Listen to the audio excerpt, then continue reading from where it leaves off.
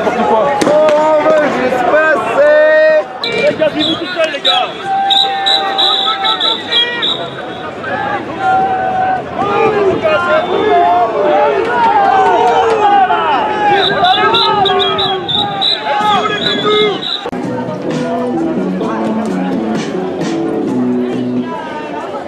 Alors les guitaristes, gaz à tous les étages, ça gaze partout.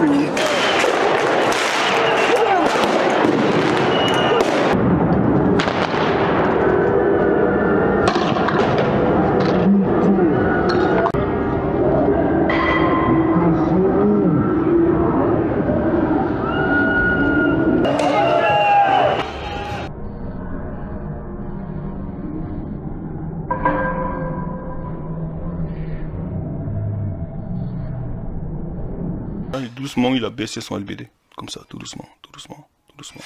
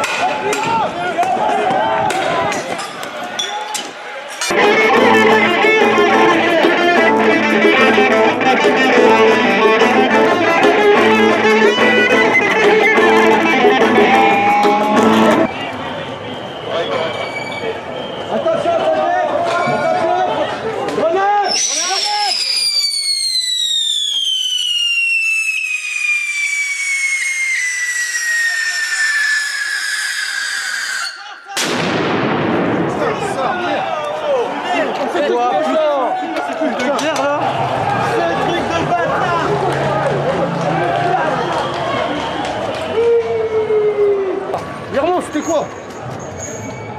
C'était quoi ça?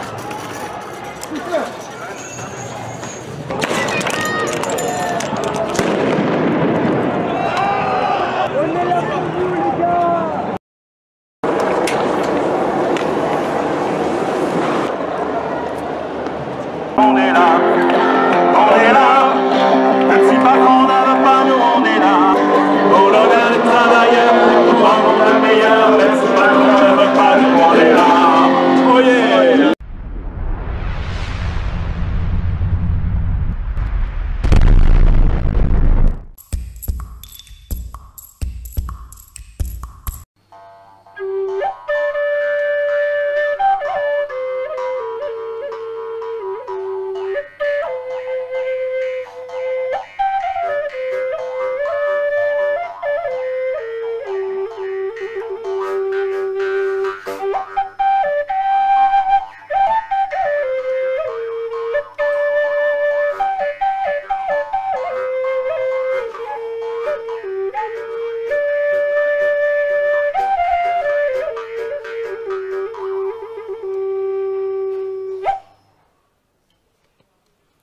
Bonjour. Bonjour.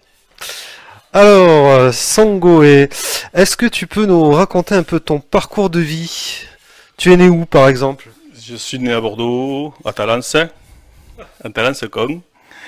Et j'ai vécu jusqu'à l'âge de 3 ans à côté de la gare, dans un immeuble. Et on est allé habiter à Saint-Aubin de Médoc, sur la route de Lacanau. Et l'école, c'était quelque chose de très pénible pour moi. Ça a été pénible pendant tout le long, hein. J'étais plutôt du genre celui qui plane, quoi. J'étais plutôt du genre contemplatif, on va dire. Et alors justement, tes rêves d'enfant, c'était quoi? À quoi tu songeais quand tu planais comme ça? Mais je rêvais surtout quand j'étais en classe, hein, parce que ça m'intéressait tellement que j'étais à côté de la fenêtre et je regardais par la fenêtre et je rêvais à tout un tas de choses. Je me demandais où les oiseaux allaient quand ils n'étaient pas dans les arbres. Je me demandais comment c'était dehors, en dehors de la cour de récréation, hein, pendant les heures où j'y étais. J'avais envie de liberté, je me voyais dans la forêt, je me voyais ailleurs, dans des paysages. Toute mon imagination se déroulait. Et j'adorais tout ce qui était indien. Les films d'indiens à la télé, ça me passionnait. Donc je m'imaginais sur un cheval dans les plaines, sans sans instituteur, sans contrainte, en train de chasser à l'arc avec les animaux, etc., etc. Et alors, du coup, parce que c'est vrai qu'on dirait que t'es indien maintenant, donc t'as gardé ça de l'enfant. Et du coup, pourquoi Sangoé alors? En fait, à une certaine époque de ma vie, quand j'ai fait de la guitare, j'avais monté un groupe de rock avec des amis et on était deux à avoir le même prénom, donc ils m'ont appelé Song. Song. Ça m'est resté un moment, ça m'est resté tout le temps en fait. Hein. Et un jour, j'ai joué dans une soirée africaine, et quand ils ont acquis mon nom, ils se sont gourés. Ils se sont gourés. Ils se sont gourés. Ils se sont gourés. Ah d'accord, ça vient de là.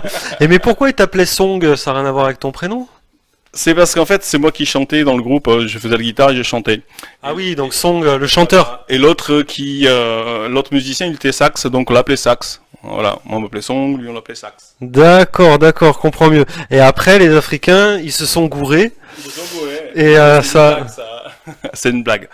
Non, en fait, mon nom il a dérivé de Song, c'est passé à Songo. Songo, il y a eu Songingi, il y a eu Songoé aussi. Puis en fait, c'est ce que j'ai retenu pour mon nom de scène, Songoé. Comme à l'époque en plus, il y avait une autre personne qui s'appelait Song aussi, ici sur Bordeaux. C'était une Nord-américaine. Elle était musicienne aussi, donc c'est resté Songoé. Ok, et alors pourquoi la guitare? Comment t'en es venu à la guitare? Ah, c'est une longue histoire, hein, c'est une longue histoire. En fait, j'ai commencé la musique à l'âge de 10 ans. Et c'est en voyant passer une batterie fanfare, j'ai vraiment accroché sur le tambour. Et puis, rentré à la maison, je commençais à me défouler sur les couteaux, avec des couteaux, sur les assiettes. Et mon père, en voyant ça, il se dit, tiens, si on le mettait à la batterie fanfare pour faire du tambour. Donc j'étais à la batterie fanfare. Et j'ai fait du tambour, j'ai appris toutes les marches napoléoniennes et on faisait des concours de fanfare à l'époque. Et ça c'était à l'âge de 10 ans. Et là, vers l'âge de 11 ans, mon père m'a dit, mais est-ce que tu aimerais pas faire de la trompette? J'ai dit, tiens, pourquoi pas. Donc je me suis mis à la trompette, j'ai pris des cours avec quelqu'un qui était au conservatoire. Et au bout d'un an, je suis passé au conservatoire. J'ai fait 1 an, 2 ans, 3 ans. Mais c'était pas mon truc, hein. C'était pas mon truc. Je me suis carrément fait chier. J'ai pas eu l'impression de faire de la musique. On me mettait devant une partoche et il fallait faire lire une partoche tout le temps. Il y a rien qui me prenait, il y a rien qui me motivait quoi. Alors j'ai fini par abandonner. Et à 17 ans, j'ai un copain, il avait une guitare électrique, une vieille guitare électrique que son frère avait achetée à Londres. Une planche de contreplaqué de 2.5 avec des micros dessus, un manche avec gling gling gling, et je me suis mis à la guitare électrique. Et j'ai commencé à accrocher, et le premier morceau que je jouais tout le temps, c'était La poupée qui fait non. Donc toute la journée je faisais non, non, non, non, non, non. Donc voilà, ça a continué comme ça pendant un moment. À 18 ans je suis parti à l'armée, j'étais dans l'armée de l'air. Et j'étais dans les transmissions, mais centrale téléphonique, et on avait énormément de récupération, parce qu'on faisait des permanences, et j'étais tout seul, parce qu'ils étaient tous en permission. Et moi j'avais pas les sous pour rentrer chez moi, donc avec les sous, au lieu de les mettre dans le train, je me suis acheté une première guitare sèche, avec un support d'harmonica, 2 harmonicas et un tableau d'accords. Donc ta première guitare sèche, tu l'as financée avec les sous de l'armée? Ouais. C'est l'armée française qui t'a acheté ta première guitare sèche. Ouais. 375 francs 65 par mois. Et je me suis acheté une guitare, c'était une Aria, ça s'appelait Ariana. C'était assez dur pour les doigts, hein, mais bon, je me suis bien éclaté. Je l'ai acheté à Tours et j'ai fait mes premières chansons comme ça. 1 chanson, 2 chansons, 3 chansons. J'ai fait toute l'armée et avant de sortir de l'armée, j'ai rencontré un autre guitariste. Et quand je suis sorti de l'armée, on a fait un groupe. On a fait un petit groupe de rock. Et un petit groupe de rock à neuneux, c'était pas vraiment sérieux, quoi. Les mecs ils bossaient pas vraiment. Et à un moment donné, on a répété dans un local, c'était rue Paulin, ça s'appelait le Lady Bird. C'était un local qu'on a partagé après avec un groupe africain. Et en fait, ce groupe africain, Un jour, j'étais en train de jouer tout seul dans le local, ils sont arrivés, et ils se sont installés, chacun un instrument, l'autre il a pris sa basse et la batterie, moi je continue à jouer, ils se sont mis à jouer sur moi. Et bon, moi, j'ai tracé mon truc, ils avaient l'air super contents. Mais quand j'ai vraiment écouté ce qu'ils faisaient, il y a quelque chose que je comprenais pas en fait.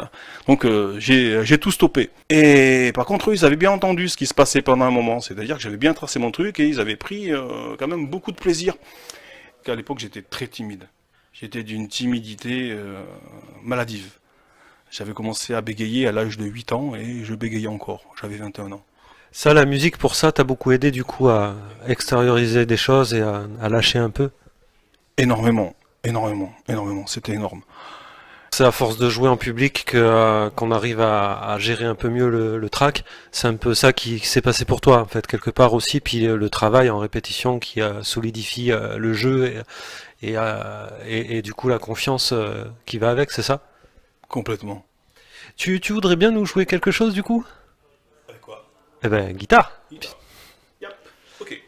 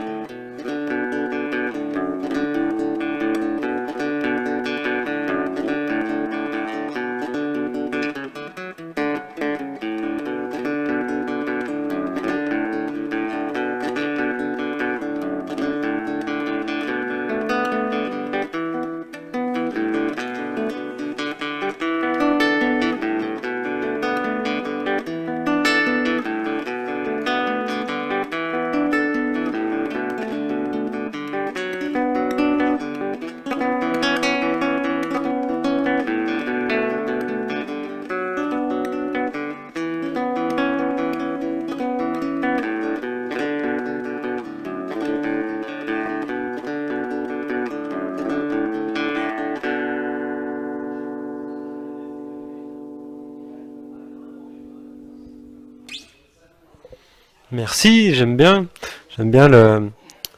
l'ambiance dans laquelle ça nous met. Et la flûte alors? Eh bien, la flûte, c'est une flûte Sioux, flûte Lakota, plus exactement. On appelle ça un Sioux-Tanka. Et comme je voyage pas mal, je ramène des instruments de partout où je vais. Et je vais souvent là-bas aux États-Unis, chez les Indiens, sur les réserves. T'es un peu touche à tout, t'aimes bien, tu découvres un instrument, tu vois un instrument, t'aimes bien essayer, jouer, La voir. flûte, c'est une histoire particulière aussi. En fait, tout est un peu une histoire particulière. En fait, j'étais chez un copain pour aller répéter, un copain guitariste. Puis il y avait une flûte qui était accrochée à son mur. Il me dit, attends, bouge pas. Il va chercher la flûte, il décroche la flûte et il me dit, tiens, c'est pour toi. Je regarde comme ça, il me dit oui. Et j'ai dit pourquoi? Il me dit parce que tu joues de la flûte. Il me dit, moi je joue de la flûte. Il me dit oui, tu joues de la flûte. Il me dit tu joues de la flûte et tu le sais pas. Je prends la flûte, je veux souffler dedans et c'est plein de poussière. Alors je l'ai nettoyé et j'ai soufflé dedans. Effectivement, j'ai joué de la flûte. Alors du coup, avec tout ça, qu'est-ce que tu as conduit comme projet artistique? Eh bien, je fais beaucoup de choses en fait. Je suis auteur, compositeur, interprète. Et étant passé par la musique africaine, par la musique arabe, Chabi, Gnawi, Gnawa, musique orientale, Maloya, Sega, musique du Sahel. En fait, j'ai joué avec, j'ai appris la musique avec les Africains et avec les Maghrébins. Donc j'ai une influence, j'ai toutes ces influences-là. Je suis souvent avec les Indiens aussi, aux États-Unis. Donc j'ai aussi une grosse influence amérindienne. Et puis je suis d'ici, donc j'ai une influence celtique. Et puis le reste, je sais pas d'où ça vient. Donc en fait, je compose et j'ai à peu près une centaine de compositions dont la plupart sont déposées à la SACEM. Et j'en fais beaucoup de choses. Et quand je vais dans un endroit du monde, je trouve que c'est peut-être pas le hasard si j'y vais. Enfin, moi je pense que c'est le hasard, mais apparemment il n'y a pas de hasard. Et je retrouve des racines que j'ai déjà en moi dans ces pays-là, surtout en Côte d'Ivoire, chez les Dida. J'ai assisté à des funérailles où il y a des gospels toute la nuit et quand on joue le djembé là-bas, on le joue comme moi avec les doigts et les peaux assez détendues et avec des grooves que je fais. On aurait dit que c'était ma propre musique, voilà. En fait, tu te sens métisse, tu te sens un peu black aussi, c'est ça que tu es en train de nous dire? Ben, je fonctionne musicalement comme les blacks, c'est sûr. Oui. Tes doigts, ils bougent inconsciemment dessus, donc tu vas nous jouer quelque chose? Oui, peut-être. Alors c'est un Siotanka. Il est en cèdre rouge. Il vient du Dakota du Sud.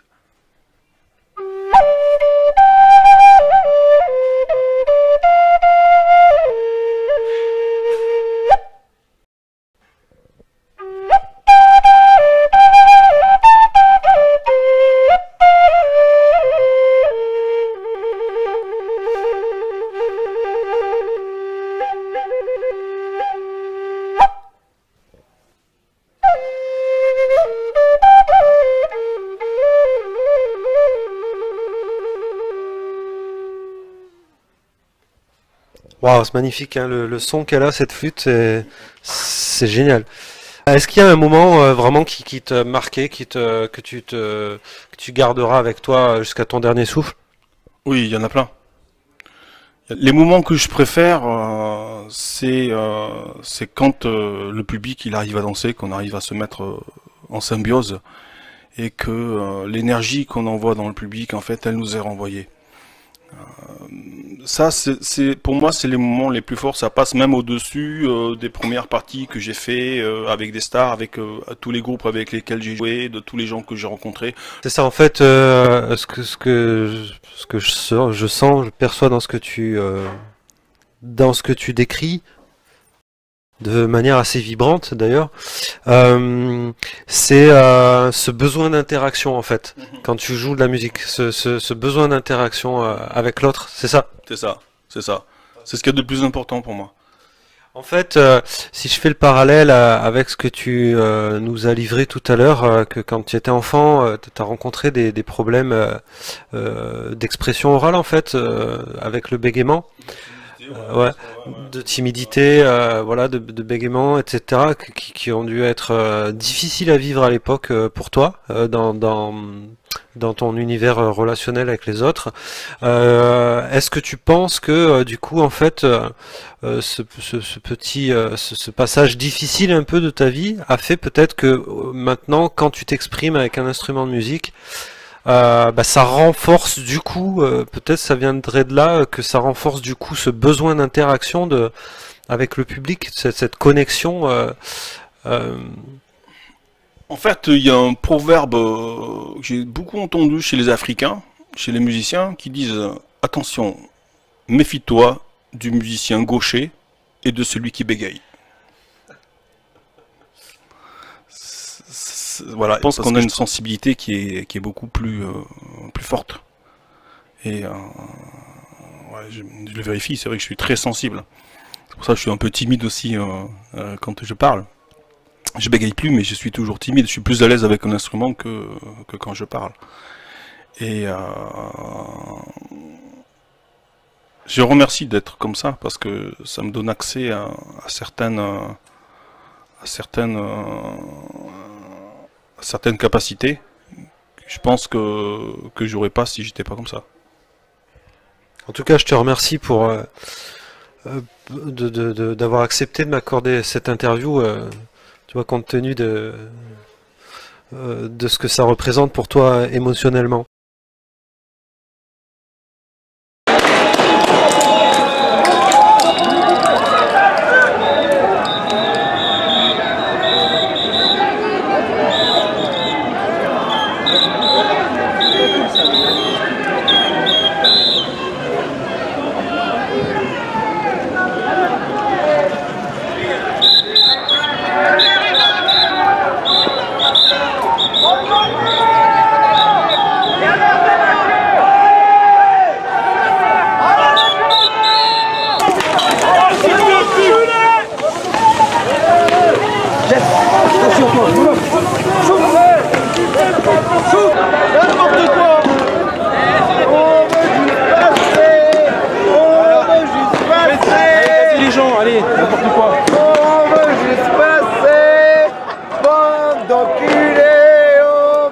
Passer.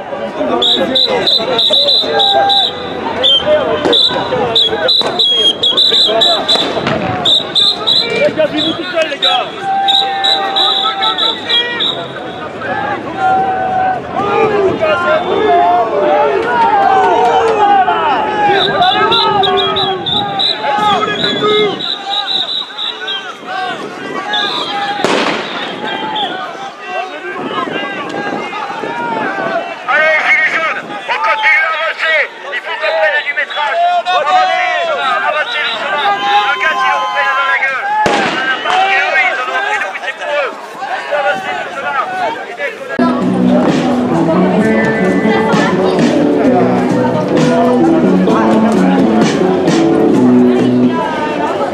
Alors les guitaristes, Gaz à tous les étages, ça gaze partout. Sangoé, je t'ai rencontré sur les lieux de manifestation des Gilets jaunes les samedis. T'es passé devant mon objectif. Je me souviens que, alors, je sais plus à quel acte c'était, mais on n'était pas loin de la place Péberlan. C'était carrément la guerre d'un côté de la place. Moi, à l'époque, j'étais pas encore vraiment bien équipé. Du coup, j'ai dû décrocher de la zone de conflit.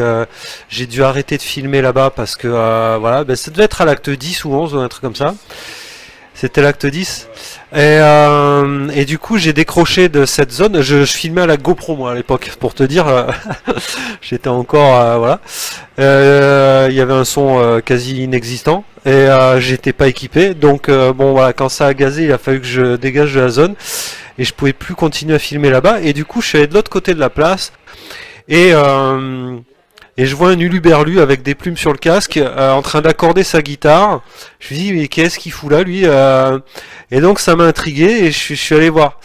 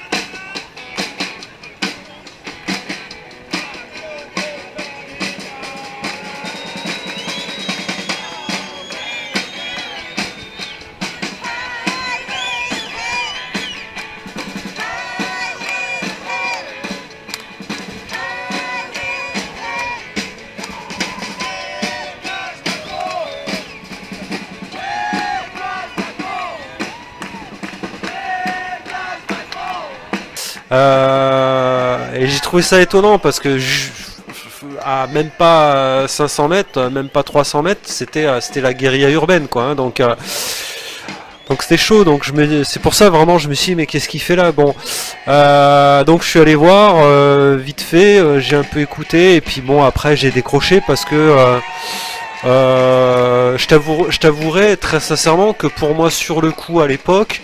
Je te prenais un peu pour un uluberlu, bon voilà quoi. Tu vois, je t'ai pas pris au sérieux. Et donc je suis parti, je suis allé filmer autre chose. Je t'ai filmé un peu, et puis je suis allé filmer autre chose. D'ailleurs, ça fait plaisir de te... C'est la première fois que je te vois sans ton casque. Et puis après, ben, je t'ai recroisé sur d'autres samedis de manifestation. Avec un public qui là pour le coup est assez particulier. Du coup j'en viens à cette première question. Qu'est-ce qui t'a conduit à rejoindre le mouvement des Gilets jaunes? En fait, ça fait depuis très longtemps que je me pose beaucoup de questions au niveau de comment on est gouverné, de ces lois qui nous sont mis, des bâtons dans les roues qu'on a en société, de toutes ces absurdités, toute cette manipulation. Ça fait très longtemps que je me pose la question. Et quand j'ai entendu, je pense que c'est Eric Drouet sur Facebook qui a dit bon les gars, si vous trouvez, si vous en avez assez de tout ça, de vivre tout ça, écoutez, pour manifester votre mécontentement, vous posez un gilet jaune sur votre tableau de bord. Alors ça, je l'ai fait direct. J'ai tout de suite mis un gilet jaune sur le tableau de bord. Et j'ai roulé comme ça, j'ai attendu 15 jours avant de croiser un gilet jaune aussi sur le tableau de bord. Et petit à petit, c'est arrivé. C'était d'ailleurs la première personne que j'ai croisée, c'était une petite mamie. Elle avait son gilet jaune, on s'est croisés du côté de Bergerac. Je sortais d'un feu rouge, elle m'a vu comme ça, elle m'a regardé, elle m'a fait un signe de victoire. Ça m'a vraiment fait chaud au cœur. Donc voilà, donc j'y étais d'entrée. Après sur l'acte 1, mais j'étais pas là, je jouais. Et je suis venu sur l'acte 2. Et l'acte 3, je jouais. Je suis revenu sur l'acte 4. Après, j'étais à l'étranger. Et je suis revenu sur l'acte 9. Puis là, j'ai enchaîné.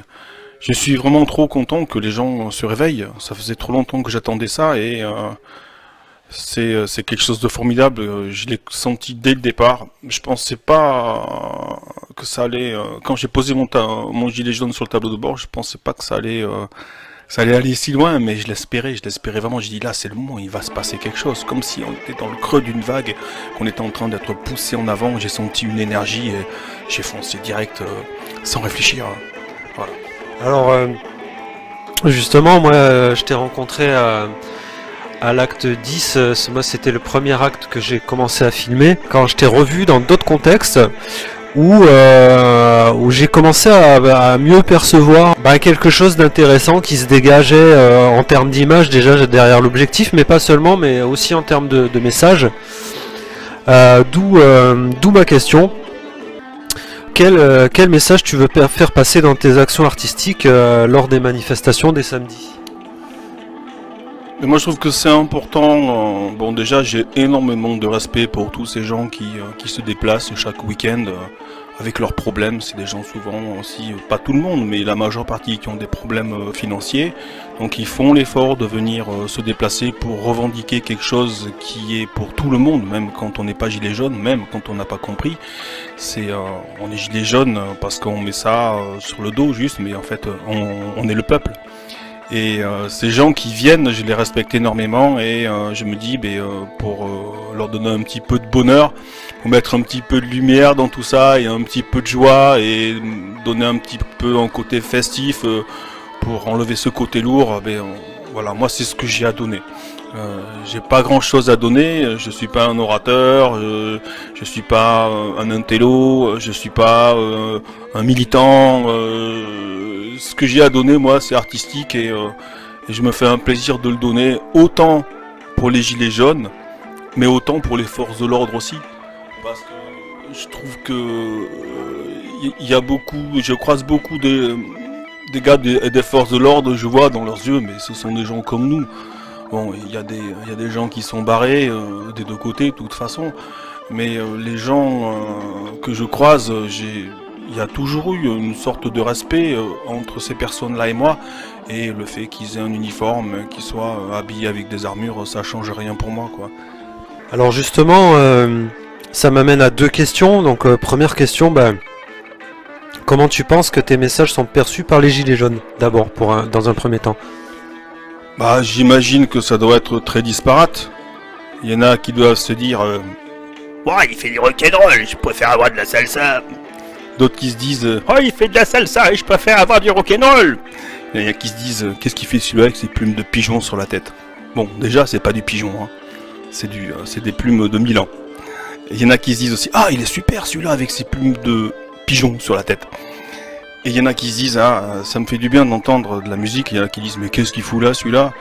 Et puis il y en a qui disent mais qu'est-ce qu'il fait? Qu'est-ce qu'il a? Qui c'est celui-là? Il doit y avoir toutes les réactions. Mais de ce que je ressens, je pense que ça fait chaud au cœur pour la majeure partie des gens. En tout cas, c'est ce qu'on me fait ressentir. Voilà, au niveau des gilets jaunes.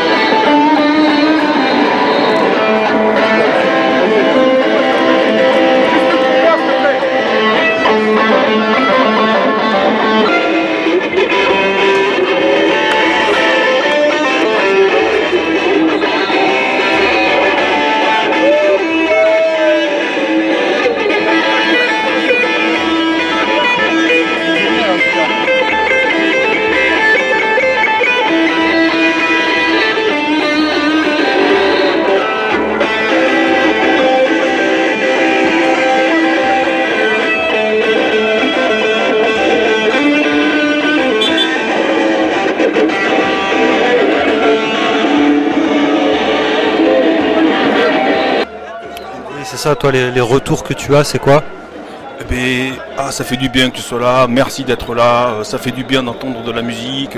Ah, mais je t'ai pas vu la dernière fois, t'étais où? Ah, j'étais au début, ou j'étais à la fin, ou des fois quand je joue, comme je suis intermittent du spectacle, et quand j'ai des dates, je suis obligé de les faire. Ça me peine un peu de pas être là, parce que je vais être là à chaque fois, mais bon, je suis en train de courir après mes dates, et la période est très difficile pour tout le monde, donc on peut pas laisser passer les contrats. Voilà, donc ça c'est le retour que j'ai au niveau des Gilets jaunes. J'ai filmé des séquences, hein, donc qu'on voit là dans ce petit reportage que je fais. Des séquences où on te voit, où on voit en fait ce que ça leur fait aux Gilets jaunes. Ils se mettent à danser, ils se mettent à déconnecter en fait un petit peu, à penser à autre chose. Presque, on en oublierait presque qu'on est dans une manifestation de contestation assez virulente, presque insurrectionnelle. Tu peux nous parler de ça? Et quand je me mets à jouer, ça amène un esprit de fête, ça amène un petit peu un esprit, ça fait un petit peu comme une atmosphère de Burning Man. Il y a les lacrymos qui sont pas loin, et ma musique emmène de la légèreté dans toute cette lourdeur, dans toute cette ambiance glauque. Et ça fait comme un rayon de lumière, les gens qui se changent les idées.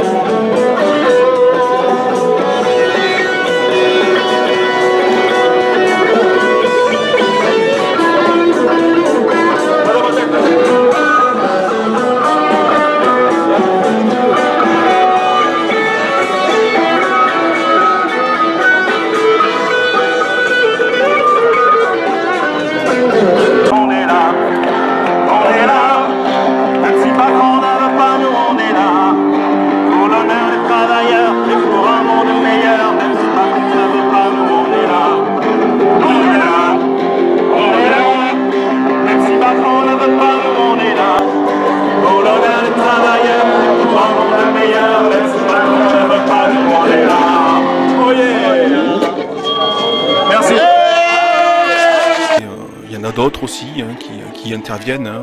Il y a Madame Bulle qui est là, il y a Mamie Danseuse, il y a le Coluche, des fois je croise une mouche avec des grosses lunettes, et ça met un esprit carnaval qui montre vraiment que en fait la plupart des gens on vient là dans un esprit bon enfant, et c'est très important, c'est très important que ça soit perçu comme ça aussi. Ça, effectivement, il y a un certain nombre de personnages, on va dire, de personnages à Bordeaux. Je trouve ça particulier d'ailleurs à Bordeaux. On a un petit peu ça ailleurs, mais c'est moins marqué, je trouve. Hein, j'ai été sur Toulouse et sur Paris, et je trouve que c'est moins marqué. À Bordeaux, on a vraiment nos petits personnages. Et quand ils sont pas là, ils manquent au tableau, vraiment. Et tu les as très bien décrits. Et évidemment, tu en fais partie. C'est pour ça que je voulais te rencontrer aujourd'hui.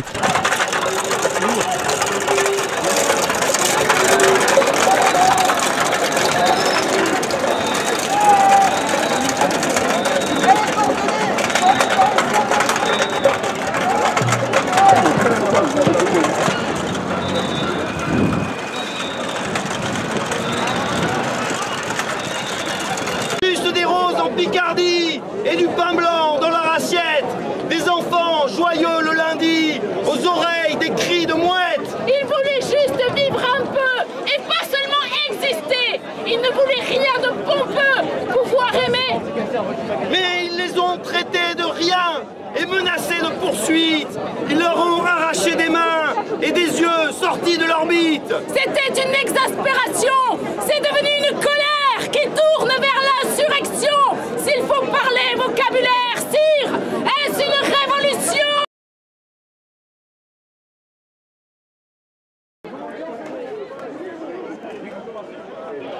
On a un peu évoqué notre rencontre, comment elle s'est passée. Est-ce que tu peux nous parler de ton évolution justement par rapport à ça? Eh bien à ce moment-là, en fait, j'étais en train de jouer du ACDC, Highway to Hell, quand tout à coup on a reçu des lacrymos et des détonations. Il me semble que ça devait être des Glief 4, hein.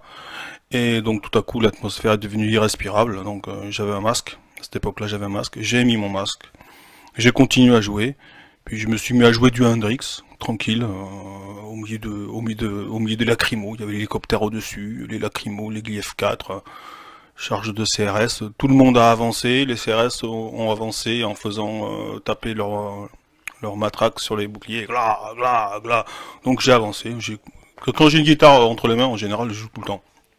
Je peux faire deux choses à la fois, je peux discuter et jouer en même temps. Donc j'ai continué à jouer et tout à coup je me suis retrouvé sur le cours Pasteur et il y a les casseurs qui étaient en train de pousser un container et au milieu ça commençait vraiment à être très chaud. Et ils allaient bloquer une voiture, donc c'était la voiture d'un copain, donc avant qu'il y ait du feu partout, j'ai dit tiens, vite, sors vite ta voiture, hein, les casseurs, ils étaient en train de pousser le conteneur, j'ai stoppé les casseurs d'une main, j'ai tiré mon masque, les gars, arrêtez, le gars il veut sortir sa voiture, allez, bah, il est sorti sa voiture, j'ai remis le masque et j'ai continué à jouer du Hendrix, les CRS sont chargés, des lacrymos, l'hélicoptère, et j'étais bien, tranquille. On pouvait pas sortir de Bordeaux, tout était en feu, hein, enfin au milieu de la rue, les barricades étaient en feu, tout était bloqué, donc il y avait tous les street medics qui étaient là et qui attendaient.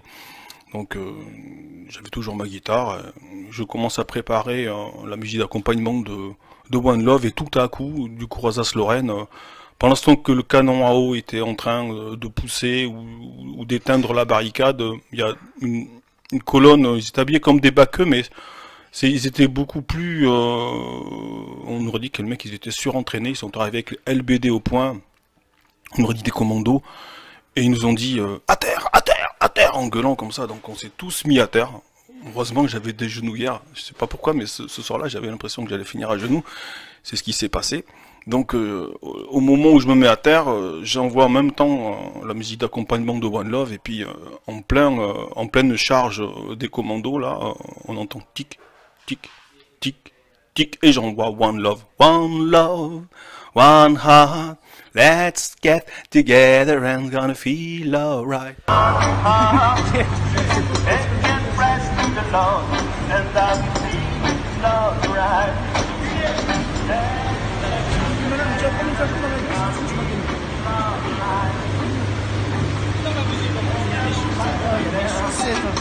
C'était quoi ce tic-tic?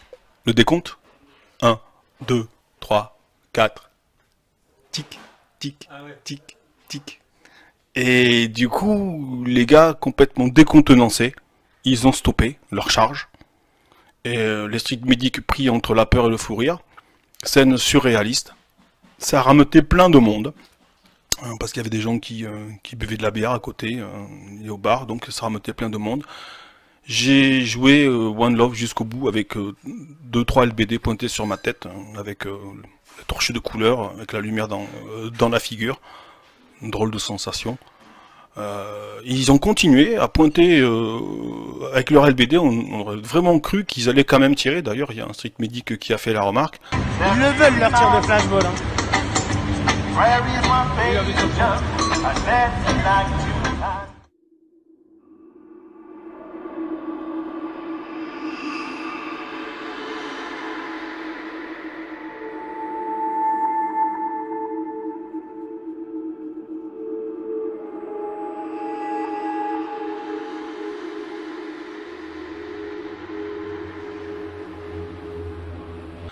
Je suis allé jusqu'au bout de mon morceau, j'ai envoyé le solo et tout, et puis ils ont fini par partir. Et les street medics sont partis aussi. Et donc j'ai changé de morceau, et puis il y avait des charges de CRS partout, avec des gilets jaunes qui couraient, les CRS derrière avec les matraques, les blindés dans le cours Alsace-Lorraine, des bim, bam, boum partout, de la fumée. Moi j'ai continué à jouer, je me suis assis sur un plot et j'ai continué à jouer. Donc j'ai changé de son, j'ai joué un petit peu de jazzy et j'étais tranquille là, j'ai dit je vais rester là, ça sert à rien que j'aille courir avec ma guitare, là on est bien. Dans un état second, on va dire. C'est-à-dire que j'étais assis sur mon plot et il y a un gars, une force de l'ordre, un gars des forces de l'ordre, habillé comme la BAC. Il est arrivé avec son LBD, il a pris appui contre le mur, bien, et il m'a mis en joue. Et j'étais en train de jouer, j'étais à 20 mètres, 30 mètres, on joue, je voyais la balle de son LBD dans son canon, et moi dans un état second, je continue à jouer, je passais des plans, en plus je passais vraiment de bons plans, je m'éclatais vraiment à la guitare.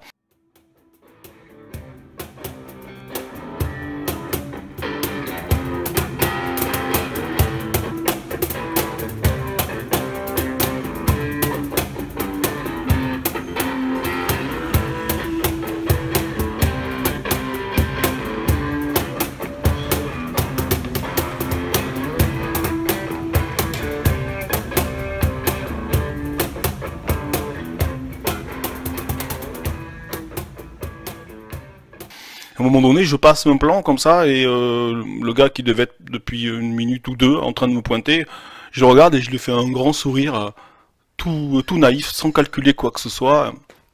Et le gars, tout doucement, je voyais pas ses yeux, hein, il avait sa visière derrière, doucement, il a baissé son LBD. Comme ça, tout doucement.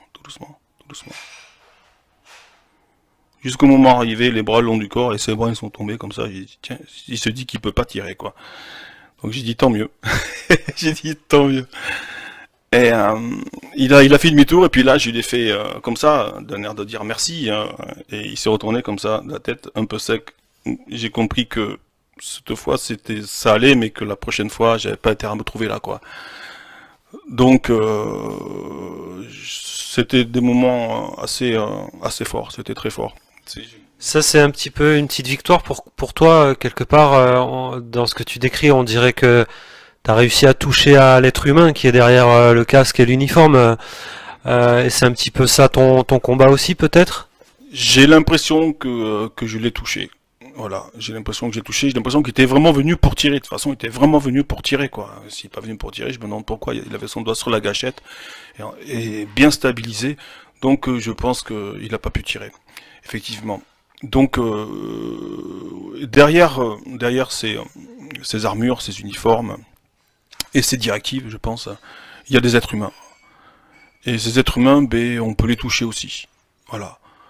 Donc en fait, je continue à venir, et je vais aussi, dès que je peux, aller vers les forces de l'ordre et leur donner du bon son, et leur montrer aussi que j'ai de l'estime pour eux. Parce que la plupart, ben, ils le méritent aussi, ils sont pris en otage un peu dans l'histoire. Et puis ceux qui ont un peu un grain de folie, ben, ça leur fait aussi du bien, quoi, ça les calme. Donc c'est... C'est ça, toi, en plus tu disais tout à l'heure que tu as été militaire aussi, donc j'imagine que tu as un positionnement où tu peux comprendre aussi leur réalité à eux. Du coup, ça m'amène à comment tu penses que tes messages sont perçus par la police quand tu t'adresses à eux directement. Ben, certains sont très contents. Certains, ça leur fait vraiment du bien. Voilà, certains, ça leur fait vraiment du bien, et ils le disent ouvertement, sans être gênés, sans être embêtés, sans aucune pudeur. Ils me le font comprendre. Et on est beaucoup à vos épées, les gars. Soyez-en sûrs. On est beaucoup à vos épées. On comprend vos problèmes aussi. On fait partie du peuple. D'ailleurs, il m'est arrivé plusieurs fois de checker ou de serrer des mains, et ils l'ont fait vraiment de bon cœur.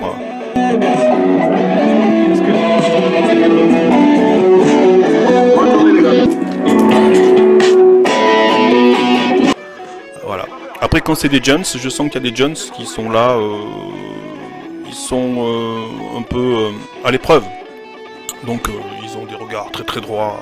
Il y a le juteux derrière, c'est l'adjudant. Il y a le juteux derrière qui les regarde, peut-être pour leur mettre des notes. Donc eux ils checkent pas, ils essaient de pas regarder, ils essaient de rester concentrés. Des femmes aussi qui sont très concentrées. Alors là, je peux rien faire.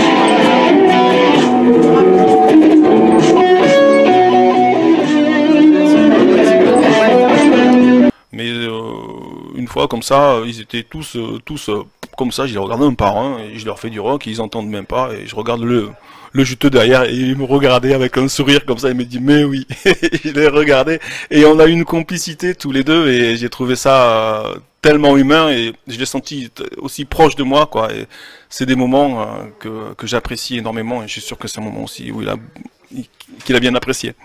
Ta façon de, comment dire, d'intervenir sur les théâtres d'opération comme ça, elle a évolué depuis ce que tu as décrit avec quand tu t'es fait viser au LBD, tout ça, tu as un peu évolué dans ton approche, j'ai l'impression.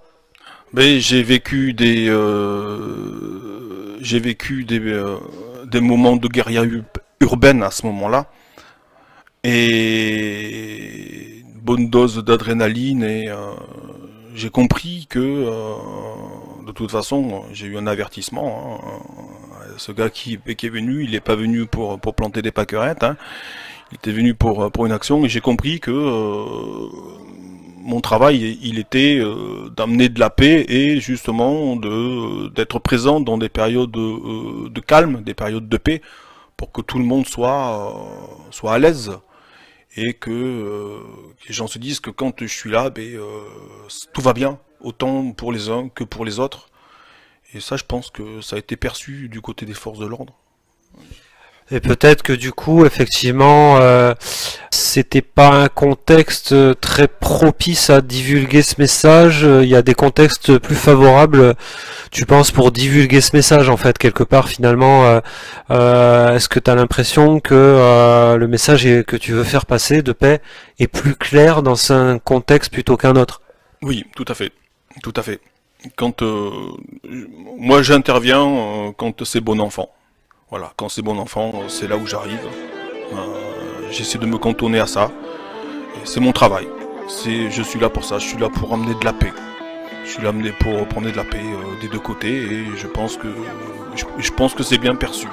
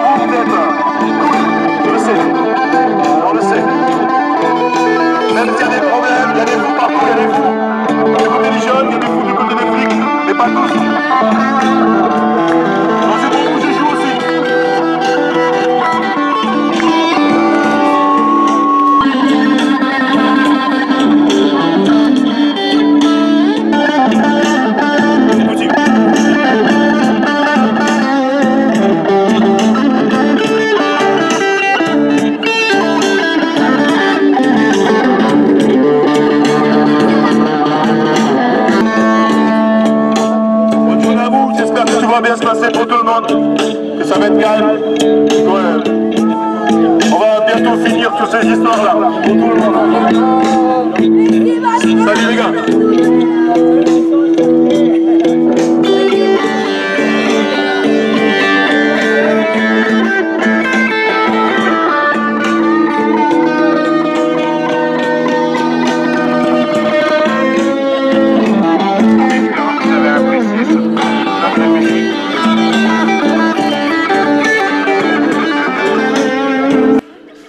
D'ailleurs, sur le dernier acte, là, c'était samedi dernier, à un moment donné, je me suis remis à chanter One Love, et les forces de l'ordre, à ce moment-là, ils ont levé leur casque, ils ont passé les boucliers derrière, et c'était très calme, c'est devenu très calme, très posé, et voilà, c'est ce que j'aime, j'aime quand ça se passe comme ça. En fait, on en revient à au sujet de départ, en fait, quelque part, ces situations très sensibles dans la période actuelle de mouvement des Gilets jaunes et cette confrontation incroyable à laquelle on assiste tous les samedis, finalement, elle est très forte en sensation, en termes d'interaction avec l'autre. Et on en revient quelque part au sujet initial de ce que tu as vécu enfant, de ce que la musique te permet d'exprimer plus facilement que en parlant. Et là justement, les samedis, tu te plonges dans un contexte très fort émotionnellement, qui te permet d'avoir une interaction avec tout le monde, que ce soit la police, les manifestants, qui est une interaction forte et où tu te donnes comme rôle en fait d'aller toucher l'humain en fait. Ton LBD à toi, c'est aller choper l'homme, aller choper la femme. Ce qui t'intéresse, c'est l'humain qui est derrière l'habit, quoi. Là, je peux répondre que oui.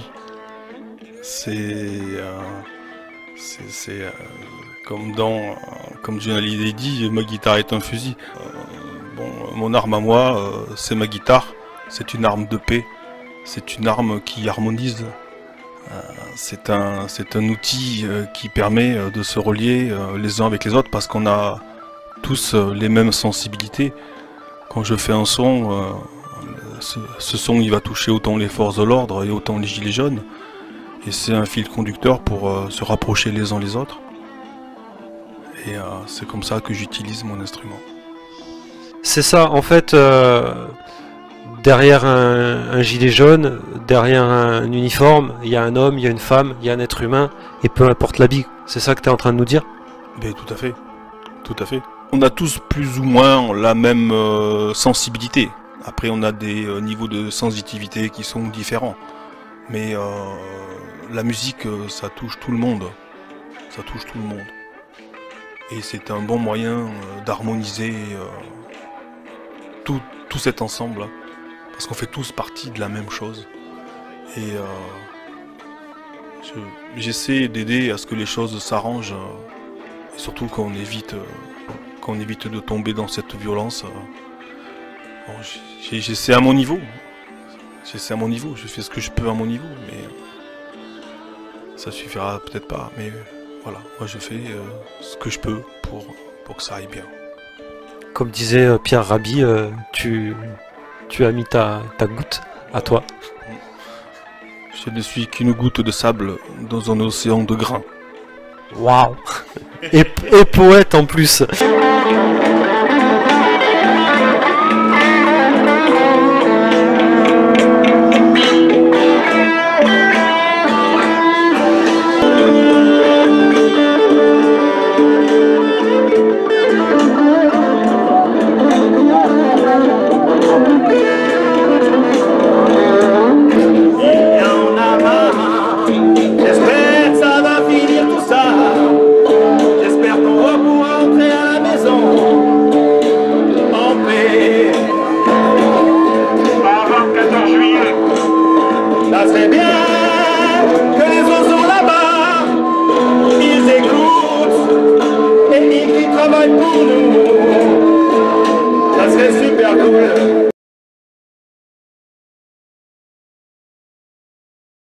Comment tu vois l'avenir du pays, Sangwe?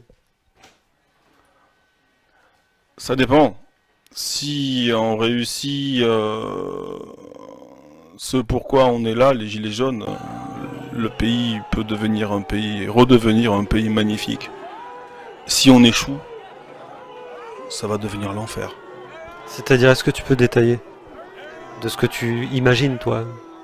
Eh bien, avec toutes les réformes qui sont prises là aujourd'hui pour les gens qui sont riches, tous ces gens qui commencent à avoir faim, toutes ces lois, tous ces bâtons dans les roues qu'on nous met, toutes ces absurdités, toute cette ambiance où dans les sociétés on monte les gens les uns contre les autres, on tape partout où on peut taper, on met les gens mal avec des radars partout, avec du flicage partout, avec des amendes partout, des compteurs l'URSSAF pour des toutes petites associations, alors que les gros, eux, ils ont aucun contrôle et ils paient même pas d'impôts pour la plupart. Ils sont en train de nous essorer petit à petit. Donc s'il ne se passe rien, ben, on va être très très très mal. Voilà. Si on réussit pas, si les gens ne nous suivent pas, si ça bouge pas, c'est tout le monde qui va être très mal. Et de ton point de vue, réussir, si le mouvement des Gilets jaunes réussit, selon tes termes, qu'est-ce que ça veut dire pour toi? Et réussir, ça veut dire que le peuple puisse reprendre son destin en main, et qu'on ait des représentants qui soient de vrais représentants, qu'on puisse avoir le RIC, et qu'on ait une justice à une seule vitesse maintenant. Ça me dérange pas que les riches soient riches, mais que ce soit décent, et que tout le monde puisse avoir une chance d'avoir un avenir. Tout le monde, tout le monde. Ok. Et comment tu vois l'avenir du mouvement des Gilets jaunes? Eh bien, je pense qu'on est quand même sur une bonne voie. Il y a des choses qui sont en train de se passer. 1400 artistes ont commencé à lever la voix. Il y a des erreurs aussi de la part du gouvernement qui commencent à être plus que visibles. J'ai l'impression que le vent est en train de tourner et que l'opinion publique va petit à petit dans le bon sens. Et peut-être mieux comprendre ce mouvement, tu penses que l'opinion publique est capable de se débarrasser du prisme médiatique qui leur est servi sur un plateau d'argent pour faire un petit peu l'effort de creuser un petit peu plus suite à cette désinformation qu'on a eue là récemment avec l'hôpital Salpêtrière? Ah ben là oui, j'ai l'impression qu'il y a une prise de conscience, hein. Avec cette dernière bourde, là, il y a une prise de conscience, hein. Je pense que pour une partie, ils vont commencer un petit peu à tirer le fil. Et quand ils vont tirer le fil, petit à petit, il y a tout qui va venir. Oui, je pense que c'est dans de bonnes voies. Oui, je pense que là, c'est en train de changer. Voilà, ils vont commencer à nous voir sous notre... ils vont commencer à nous voir réellement, parce que jusque-là, ils nous voyaient qu'à travers les merdias qui racontaient n'importe quoi. Pas vraiment n'importe quoi, qui racontaient ce qu'ils devaient raconter pour qu'on ait une mauvaise presse. Ouais. D'accord. Eh bien, espérons que ton pressentiment se confirme. Et comment tu vois l'avenir dans le monde? Alors là, c'est une question... Mais comment tu vois l'avenir dans le monde? Parce qu'il y a les Gilets jaunes dans la France et puis il y a la France dans le monde. Mais je pense que tout est lié. Je pense que les Gilets jaunes, c'est le début de quelque chose. De toute façon, on l'a bien vu dans l'histoire, à chaque fois que ça bouge en France, après c'est dans le reste du monde que ça bouge. Là aujourd'hui, enfin depuis le début du mouvement des Gilets jaunes, le monde entier nous regarde. Le monde entier nous regarde. Et on est en train de reprendre notre aura d'exemple qu'on a par rapport au monde, grâce à ce mouvement révolutionnaire positif. On est en train de reprendre notre place et moi jusque-là, je commençais vraiment à avoir un peu honte d'être français, tellement est-ce qu'on baissait la tête et comment on était asservi à côté de la plaque. Et là, ce mouvement-là, il donne une fraîcheur, une dynamique, et le monde entier se trompe pas, hein, il regarde bien ce qui se passe ici. Et je pense que si on réussit, nous, ici en France, ben, c'est dans le monde que ça va réussir.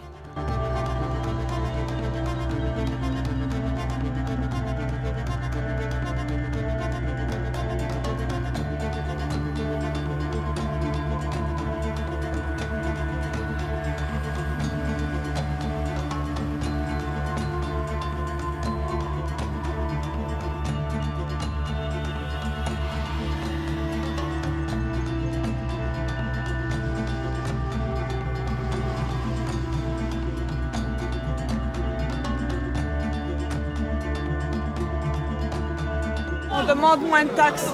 Ou alors moi je veux bien payer des taxes, mais il faut qu'elles nous reviennent.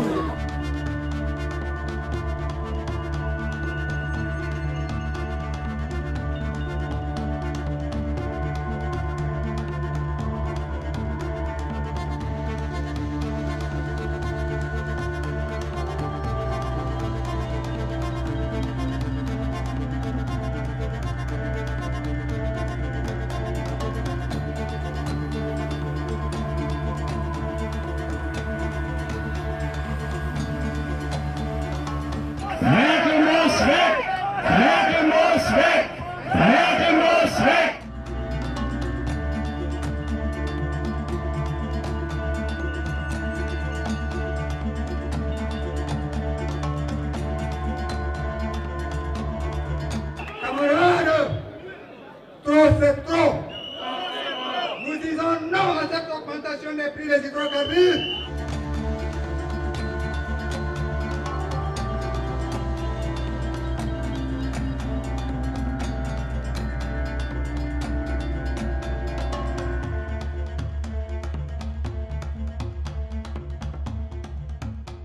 Nous attendons du gouvernement un effort de guerre, notamment par la réduction des salaires des ministres, payés à coups de millions.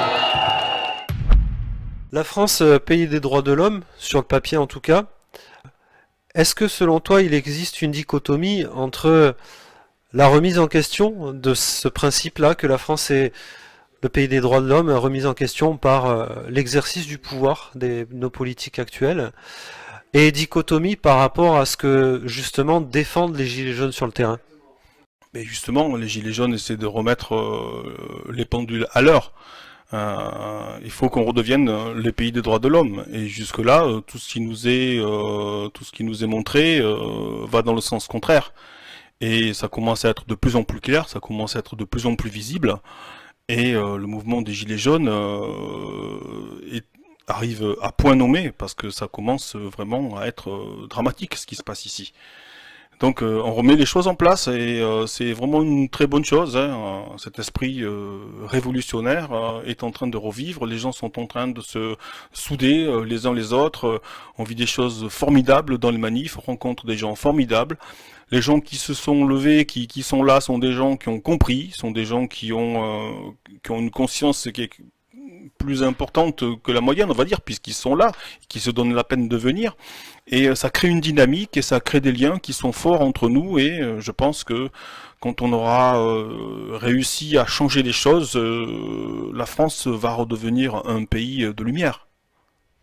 C'est ça, en fait, finalement, le flambeau abandonné par le pouvoir est repris par les citoyens sur le terrain, finalement. C'est marrant parce qu'on a eu tout un tas de débats sous Sarkozy inutiles et ridicules sur qu'est-ce que l'identité française. Aujourd'hui, on voit bien ce que défendent les Gilets jaunes, et c'est ça l'identité française. C'est d'abord le pays des droits de l'homme, au final. Et ce que tu nous décris, et c'est ce que je constate effectivement, c'est qu'en fait, il y a une utilisation du pouvoir actuel, une utilisation qui est faite du pouvoir actuel, qui, selon beaucoup d'observateurs, va à l'encontre du principe de ce pays des droits de l'homme. Donc comme si ce principe-là était quelque part abandonné, ou en tout cas mis à mal, pointé du doigt par la Cour européenne des droits de l'homme, pointé du doigt par le Conseil de sécurité de l'ONU. Et donc une image écornée de la France dans le monde au niveau des droits de l'homme. Alors que sur le terrain, les citoyens, eux, justement, se battent pour la préservation de ces droits-là, comme s'ils reprenaient ce flambeau abandonné par le pouvoir. Voilà, je me permets de faire part de mon avis. Voilà, donc je sors un peu de mon rôle en donnant aussi mon regard à la fois journalistique et tout simplement citoyen. Pour conclure, quel message tu voudrais transmettre? Eh bien, aidez-vous les uns les autres. Essayez de vous faire grandir les uns les autres. Ne soyez pas dans la compétition. Ce qui est important, c'est qu'on puisse vivre ensemble d'une façon harmonieuse, qu'on puisse recréer une dynamique constructive qui permet à chacun de développer son potentiel et de remettre ce pays en état. Je te remercie pour m'avoir accordé de ton temps pour cette interview, ce qui était vraiment intéressante, qui me permet d'apprendre à mieux te connaître, qui nous permet à tous d'apprendre à mieux te connaître, à mieux connaître ton parcours, ta démarche artistique et le rôle que tu as souhaité jouer dans ce mouvement. Et je te remercie pour ce témoignage sincère, vibrant, et puis Si tu veux peut-être conclure avec le dernier instrument qu'on n'a pas entendu encore pour l'instant, et si tu peux nous en parler de cet instrument. C'est une kalimba. En fait, c'est deux kalimbas que j'ai collés l'une sur l'autre. C'est un instrument africain, c'est ce qu'on appelle le piano africain. D'un côté et de l'autre. Voilà. Et c'est un instrument que j'aime beaucoup, qui relaxe beaucoup. Donc je vais finir avec ça.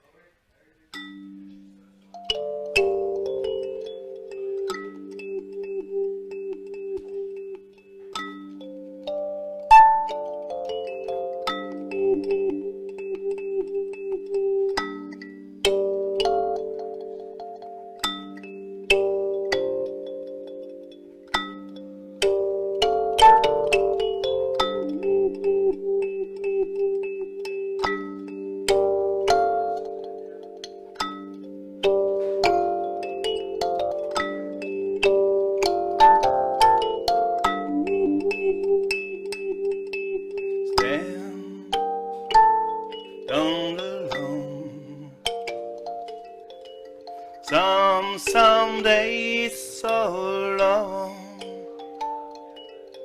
staying down alone. Some days so long.